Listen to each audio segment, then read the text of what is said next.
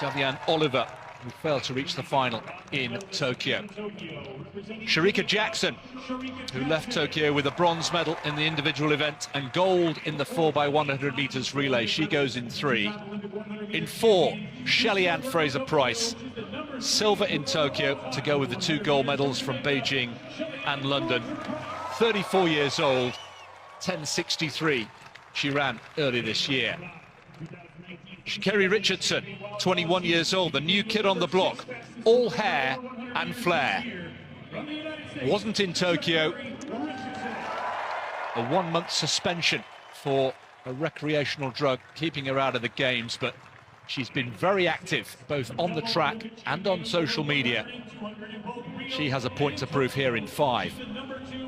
Next to her, the double Olympic champion, Elaine Thompson-Herah, retained her 100 and 200 meter titles, 10:61, the second fastest in history. Marie-Josée Ta Lou, yet again 4th, the dreaded 4th place in Tokyo, where she finished in Rio in both the 100 and 200. She goes in lane 7. Mujinga Kambundji had a fine Olympics in Tokyo, made the final in both the 1 and the 200. Ran 10:95 in the heats. And in lane 9, the youngster from Jamaica, 19 years old, Briana Williams, double world junior champion at just 16 years old, the future, you feel, of Jamaican sprinting. So Daniels in 1, Oliver 2, Jackson, the bronze medalist from Tokyo, from Jamaica, in 3, Fraser-Pryce, Jamaica, in 4, Richardson, USA, goes in 5, the blonde hair, Thompson-Herah in 6, Jamaica, the defending champion from Tokyo, Ta Lou 7, Kambundji 8, Williams in lane 9, left of picture.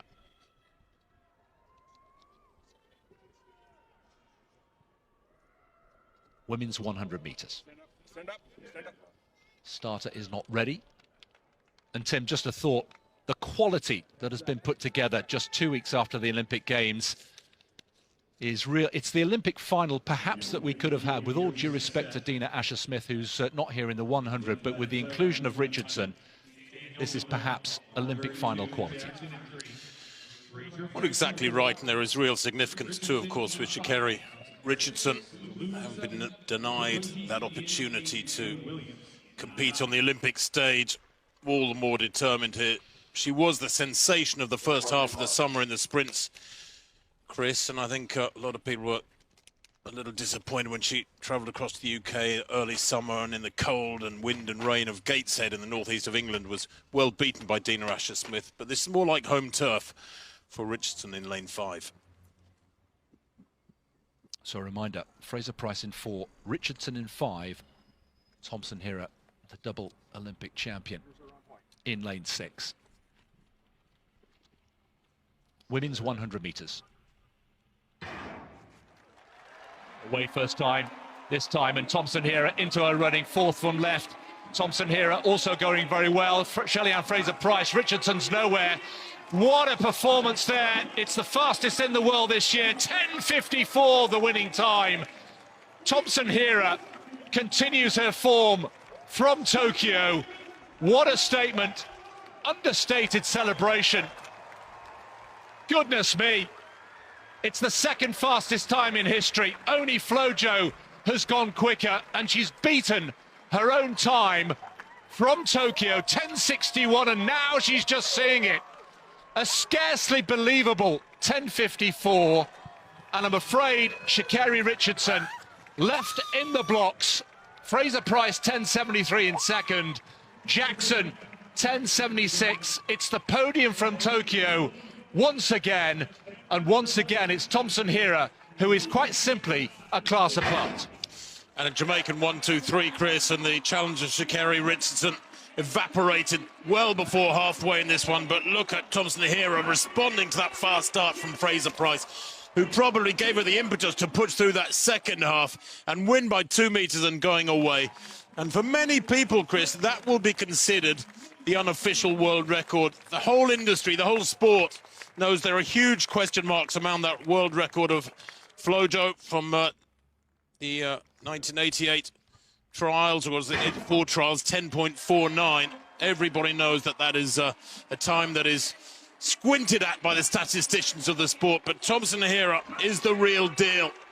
Boy, how fast was she going through that second half to pull away from an athlete of the caliber of Fraser-Pryce, who, let's not forget, ran 10.63 back in early June. 10.54, just to underline, the second fastest in history, only behind Flojo, with a big question mark and asterisk over that. Only a few weeks after her dazzling Olympic triumph in Tokyo, Elaine Thompson-Herah returned to competition with a thunderous performance that once again stunned the athletics world. At the Diamond League meet in Eugene, she unleashed a jaw-dropping 10.54-second run in the women's 100 meters, now the second fastest time ever recorded, trailing only Florence Griffith-Joyner's controversial 10.49 from 1988. The event boasted a world-class lineup. Tiana Daniels occupied lane 1, while Javianne Oliver was placed in lane 2. Olympic bronze medalist Shericka Jackson lined up in lane 3, and sprint icon Shelly-Ann Fraser-Pryce, Tokyo's silver medalist and two-time Olympic champion, was in lane 4. In lane 5 stood the much-anticipated Sha'Carri Richardson, back on track after missing the Olympics due to a suspension. Defending Olympic champion Thompson-Herah, poised and focused, was in lane 6. Marie-Josée Ta Lou, Mujinga Kambundji, and teenage Jamaican prodigy Briana Williams completed the lineup in lanes 7, 8, and 9 respectively. The moment the gun fired, tension gave way to explosive energy. Fraser-Pryce had her trademark lightning start, but Thompson-Herah's mid-race acceleration was beyond compare. By 50 meters, she had surged ahead, flowing effortlessly toward the finish. She stopped the clock at 10.54 seconds, sending shockwaves through the stadium, an achievement that felt almost mythical. Fraser-Pryce chased her down to finish in 10.73 seconds, while Jackson sealed third with a 10.76, mirroring Jamaica's Olympic medal sweep. Meanwhile, Richardson, despite the buzz and anticipation, finished a disappointing last, highlighting just how merciless the sprinting elite can be. What elevated Thompson-Herah's performance even further was the context. She had recently become the only woman in history to defend both her 100m and 200-meter Olympic crowns. Yet here in Eugene, she eclipsed even her Tokyo time of 10.61, reinforcing her supremacy in dramatic fashion. Her response was understated: no theatrics, no flamboyant gestures, just a stunned smile and composed satisfaction. It was the demeanor of a champion fully aware of the historic weight of her run. Many pundits immediately hailed her time as the true world record, given the long-standing skepticism around Flojo's mark. As 2025 approaches, the excitement surrounding Jamaica's sprint queens, Thompson-Herah, Fraser-Pryce, and Jackson, continues to build. The question now is not just whether they'll keep dominating, but how far they can push the boundaries of speed. Elaine Thompson-Herah's 10.54 wasn't merely a victory. It was a seismic moment in the sport's history.